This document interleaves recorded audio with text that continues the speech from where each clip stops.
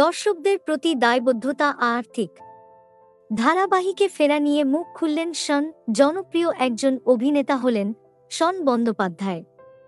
তিনি সকলের কাছে হার্টথ্রোব হিরো, সমস্ত নারীর পছন্দের মানুষ, সকলের মনের মণিকোঠায় রয়েল এই জনপ্রিয় অভিনেতা মন ফাগুন ধারাবাহিকের হাত ধরে জনপ্রিয়তা পেয়েছিলেন। তারপর আর অভিনেতাকে দেখা যায়নি, সকলেই অপেক্ষায় ছিলেন অভিনেতার। অবশেষে তিনি ফিরেছেন। স্টার জলসায় সদ্য একটি নতুন ধারাবাহিকের ট্রেলার প্রকাশিত হয়েছে। ধারাবাহিকের নাম রোশনাই। এখানে নায়কের চরিত্রে দেখা যাবে শনকে, যা শুনে খুশি সকলে। আর এই চরিত্রটি একেবারে অন্যরকম। এর আগে যে কটা কাজ করেছেন সব কটাতেই তাকে দেখা গেছে খুবই গম্ভীর, কম কথাবার্তা বলে, হাসেও না, একেবারে অন্যরকম। আর এবার তাকে দেখা যাবে একেবারে বিপরীত মেরুর চরিত্রে, যা দেখে সকলেই চমকে যাবেন। মার্চ মাস থেকে শুরু হবে রোশনাই এর শুটিং। আর এই নতুন কাজে মন প্রাণ দিয়ে লড়তে চান।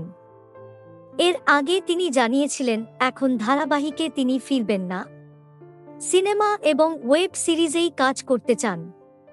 কিন্তু এই কথার প্রায় 2 বছর পর হঠাৎ ধারাবাহিকে ফিরলেন। কি ব্যাপার? তিনি জানান অনেক আগেই ফিরতেন, অনেক কাজের প্রস্তাব পেয়েছেন, কিন্তু গল্প পছন্দ হচ্ছিল না, আর তাই ফেরেননি। তবে এখন ভালো গল্প পেয়েছেন, আর তাই দেরি না করে ধারাবাহিকে ফিরে পড়েছেন। এরপরই তিনি বলেন, ছোট পর্দা একটা শক্তিশালী মাধ্যম, আর তাছাড়া দর্শকদের একটা অনুরোধ আসতেই থাকে, আর তাই তাদের প্রতি দায়বদ্ধতা থেকে আমার ছোট পর্দায় ফেরা।